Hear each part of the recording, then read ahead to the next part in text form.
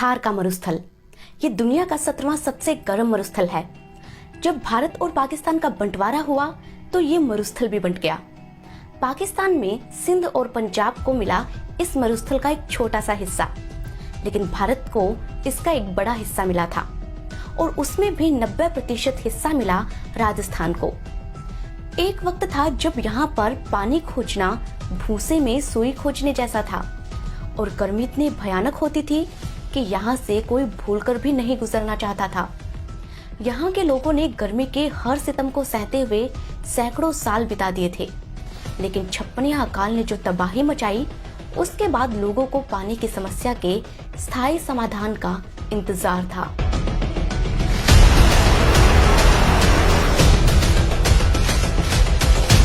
साल 1899 में पड़े सदी के सबसे भयानक छप्पनिया अकाल ने रियासतों के राजाओं को भी पानी की समस्या पर सोचने के लिए मजबूर कर दिया था। इसी के समाधान पर दिन रात विचार कर रहे थे बीकानेर के महाराजा गंगा सिंह। उन्होंने कई लोगों से मशविरा किया और फिर नहर बनवाने की ठानी। जिस साल छप्पनिया अकाल पड़ा था, ठीक उसी साल में यानी कि सन 1899 में हिसार के टोहाना में कंवर सेन का जन्म हुआ था। कंवर सेन गुप्ता ये वो नाम है जो राजस्थान के कम ही लोग जानते हैं, लेकिन अगर कंवर सेन ना होते तो ना तो इंदिरा गांधी नहर होते और शायद आप और हम भी पानी तलाशने के लिए आज उतनी ही मशक्कत कर रहे होते जितनी कि हमारे पुरखों ने की थी। वो कहते हैं ना कि कुदरत अपने साथ किसी को भी आसानी से खिलवाड़ नहीं करने देती, तो फिर मरुस्थल कैसे करने देता। 50 डिग्री से भी ऊपर का पारा, नित नई आंधी और तूफान, ना मशीन, ना टेक्निक और ना ही इंजीनियर्स तो इस तरफ देखना भी नहीं चाहते थे। लेकिन उन कठिन हालातों में भी कंवर सेन ने महाराजा गंगा सिंह का राजस्थान में नहर लाने का सपना साकार करके दिखाया। इस नहर के निर्माण में लाखों चुनौतियां आई, हजारों कठिनाइयां आई और कई जाने भी गई। इंदिरा गांधी नहर के निर्माण में किसने किया खून पसीना एक, और कैसे मरुस्थल के सीने को चीरकर एक 649 किलोमीटर लंबी नहर का निर्माण हुआ, इसकी सच्ची कहानी मैं आपको सुनाऊंगी दोस्तों।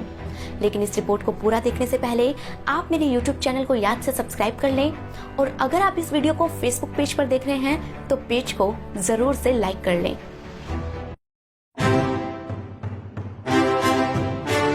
राजस्थान की सबसे चर्चित रियासतों में से एक थी बीकानेर रियासत, जहां महाराजा गंगा सिंह ने साल 1888 में गद्दी संभाली थी। वे खुले विचारों वाले और दूरदर्शी थे। साल 1899 में पड़े छप्पनिया अकाल में तड़पती जनता की आहें उन्होंने खुद सुनी थी। इसलिए वे ये चाहते थे कि पंजाब की सतलुज नदी का पानी लाकर नहर के जरिए जैसलमेर तक पहुंचाया जा सके, ताकि इस पूरे इलाके की पानी की समस्या खत्म हो जाए। इसके लिए उन्होंने गंग नहर बनवाई। गंग नहर ने बीकानेर की सूखी पड़ी जमीन पर पानी तो लाया, लेकिन लोग नहीं।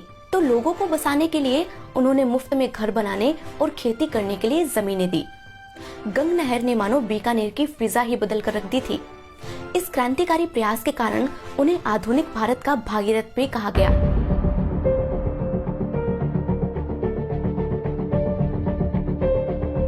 लेकिन पानी की कमी सिर्फ बीकानेर में ही नहीं थी, बल्कि चूरू, नागौर और जैसलमेर समेत राजस्थान के कई जगहों को थी। महाराजा गंगा सिंह ने जैसलमेर तक इस नहर को ले जाने की कोशिश की, लेकिन पैसे की कमी के कारण उनका ये सपना पूरा ना हो सका।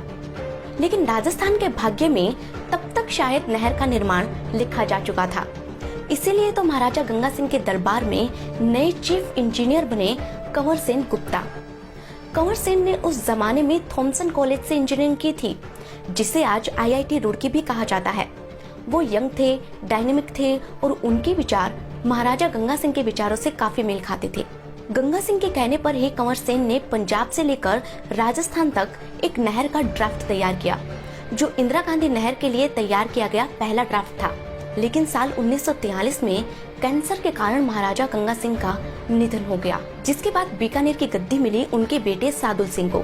लेकिन साल 1947 में देश के आजाद होने के साथ ही राजशाही खत्म हो गई और देश में पहली बार सरकार बनी। अब ना राजा रहे और ना ही रजवाड़े, लेकिन कंवर सेन ने महाराजा गंगा सिंह के सपने को धूमिल नहीं होने दिया। उन्होंने आजादी के ठीक 1 साल बाद यानी कि साल 1948 में नहर के लिए तैयार किया गया ड्राफ्ट सरकार को भेज दिया, पर इसका नतीजा कुछ नहीं निकला, क्योंकि कई साल लग गए केंद्र सरकार को ये समझते हुए कि राजस्थान को अब हर हाल में एक नहर चाहिए ही चाहिए। और आखिरकार 31 मार्च 1958 को नहर के निर्माण का श्री गणेश किया गया, उस वक्त के गृह मंत्री गोविंद वल्लभ पंत द्वारा।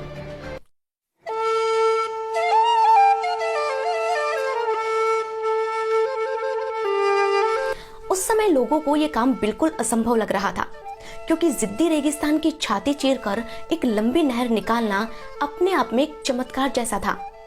लेकिन कंवर सिंह तो पूरा ड्राफ्ट तैयार कर चुके थे। जब ठाना उन्होंने था तो नहर बनाने की जिम्मेवारी भी उन्हें ही दी गई। इस नहर परियोजना को नाम दिया गया राजस्थान नहर परियोजना, और ये तय किया गया कि पानी पंजाब देगा। पंजाब भी एक अच्छा पड़ोसी होने के नाते राजस्थान को पानी देने के लिए तैयार हो गया। पंजाब के फिरोजपुर में हरिके नाम की एक जगह पर सतलुज और व्यास नदी का संगम होता था, और यहीं पर हरिके बैराज बनाया गया। इस बैराज से नहर निकालकर राजस्थान लाई जानी थी। लेकिन ये ही तो असली समस्या थी। अब पंजाब पानी देने के लिए तैयार था और राजस्थान पानी लेने के लिए तैयार था, पर धार का ये मरुस्थल ही नहर के निर्माण के लिए तैयार नहीं था। तभी तो एक से बढ़कर एक समस्याएं पैदा होनी शुरू हो गई। गर्मी के मौसम में भयानक गर्मी पड़ी, सर्दी के मौसम में भयानक ठंड, धूल भरी आंधियां, रेत के बवंडर, मौसम इतना खराब कि कोई इंजीनियर यहाँ पर काम करने के लिए तैयार ही नहीं होता था। उस वक्त ना ही आधुनिक मशीनें थी, लेकिन राजस्थान के वातावरण से निपटने के लिए कंवर सिंह और उनकी टीम तैयार थी। वो जानते थे कि इन हालातों में रेगिस्तान का जहाजी काम आ सकता है, इसलिए ऊंटों को मिट्टी खोदने के काम में लगाया गया। सबसे मेहनती जानवर कहे जाने वाले गधों ने ऊंटों का साथ दिया। सैकड़ों मजदूरों, हजारों जानवरों और इंजीनियर्स ने बिना थके कई घंटों तक काम किया। लेकिन भयानक गर्मी और धूल भरी आंधियों ने हालात इतने बदतर कर दिए थे कि उन्हें शब्दों में बयान नहीं किया जा सकता। मौसम की मार, गर्मी और आंधी तूफान से तंग आकर इंजीनियर्स काम छोड़कर बीच में ही चले जाने लगे थे। दोस्तों, इस नहर के निर्माण के लिए इंजीनियर्स ढूंढना एक बहुत ही चुनौतीपूर्ण काम था। इसलिए परियोजना के चीफ इंजीनियर अलग अलग पॉलिटेक्निकल और इंजीनियरिंग कॉलेज में जाकर इंजीनियर्स को योजना में काम करने के लिए आमंत्रित किया करते थे। कंवर सिंह और उनकी टीम ने यह तय किया था कि इस काम को जल्दी से जल्दी पूरा करना होगा। इसीलिए युद्ध स्तर पर ऊंटों और गधों को काम में लगाया गया। मजदूरों की संख्या भी बढ़ा दी गई और काम की स्पीड को दोगुना कर दिया गया। कहा जाता है कि ऊंटों और गधों ने मिलकर इतनी मिट्टी की खुदाई की और ढुलाई की कि उससे पूरी धरती के चारों तरफ 4 फुट मोटी और 20 फुट चौड़ी सड़क बनाई जा सकती थी। ये जानवर अगर नहीं होते तो नहर बन पाना बिल्कुल भी संभव नहीं था। कठिन मौसम में मिट्टी की ढुलाई करते करते न जाने कितने ही ऊंटों और गधों ने दम तोड़ दिया। कई मजदूरों और इंजीनियर्स ने भी जान गंवा दी, लेकिन काम को रोका नहीं गया। आखिरकार 4 साल की अथक मेहनत के बाद राजस्थान नहर में पहली बार पानी आया। दोस्तों, ये नहर के निर्माण का प्रथम चरण का काम पूरा हुआ था, जिसमें पंजाब के हरिके बैराज से हनुमानगढ़ के मसीता वाली हेड तक पहला हिस्सा बनाया गया और इसे नाम दिया गया राजस्थान फीडर। यहाँ एक बात समझने लायक है कि इंदिरा गांधी नहर की कुल लंबाई 649 किलोमीटर की है। तो सोचिए कि ये नहर कितनी लंबी होगी। अब एक ही बार में इतनी बड़ी नहर बनाया जाना संभव नहीं था, इसलिए पहले राजस्थान फीडर बनाकर पानी लाया गया और फिर आगे जैसलमेर तक पानी पहुंचाने के लिए मुख्य नहर बनाई गई। इसलिए इस नहर परियोजना में 2 नहरें शामिल हैं। पहली राजस्थान फीडर जो कि 204 किलोमीटर लंबी है और दूसरी 445 किलोमीटर लंबी मुख्य नहर। नहर की राजस्थान में एंट्री हो सके इसके लिए 204 किलोमीटर लंबी राजस्थान फीडर बनाई गई, जिसका 170 किलोमीटर का हिस्सा तो पंजाब और हरियाणा में ही था। इसका सिर्फ 34 किलोमीटर हिस्सा ही राजस्थान में आया था। लेकिन राजस्थान के लोगों को निराशा ना हो, इसके लिए पहले ही चरण में मुख्य नहर का भी 189 किलोमीटर लंबा हिस्सा तैयार कर दिया गया था। 11 अक्टूबर 1961 को डॉक्टर सर्वपल्ली राधाकृष्णन ने राजस्थान नहर का उद्घाटन किया और इस नहर में पानी आया। नहर के पानी ने मरुभूमि की सूखी जमीन को ही नहीं बल्कि इंसानों के चेहरे पर भी हरियाली की मुस्कान ला दी थी। अब लोगों को पीने और सिंचाई करने का पानी मिलने लगा। नहर के आते ही आसपास के इलाकों की रंगत बदलने लगी। सालों काम करने वाले इंजीनियर्स और मजदूरों के चेहरे पर भी संतोष था, तो वहीं जनता के चेहरे पर पानी आने की खुशी।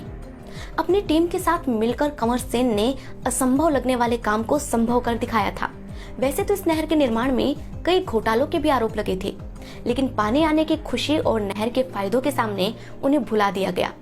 लेकिन इंदिरा गांधी नहर के प्रोजेक्ट को सक्सेसफुल बनाकर हजारों मजदूरों, ऊंटों और गधों और साथ ही कंवर सेन की टीम ने राजस्थान के भाग्य को बदल कर रख दिया था। कंवर सेन को मरुस्थल का भागीरथ कहा गया और उन्हें पद्म भूषण से नवाजा गया।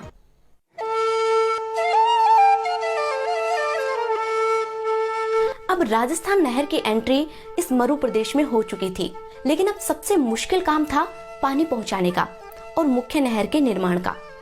यहाँ एक सवाल ये भी पैदा होता है कि अभी तक की पूरी इस पिक्चर में कहीं भी इंदिरा गांधी का जिक्र भी नहीं हुआ। मेहनत तो कंवर सेन, इंजीनियर्स, मजदूरों और ऊंटों ने की थी, तो नहर का नाम इंदिरा गांधी के नाम पर क्यों रखा गया? और दूसरा सवाल ये कि अभी तक तो नहर हनुमानगढ़ ही पहुंची थी, जैसलमेर तक इसने अपना सफर कैसे तय किया? दोस्तों, इन सारे सवालों का जवाब हम आपको देंगे इस नहर के निर्माण की अगली कहानी में। इसके पार्ट 2 के साथ हम जल्द ही हाजिर होंगे।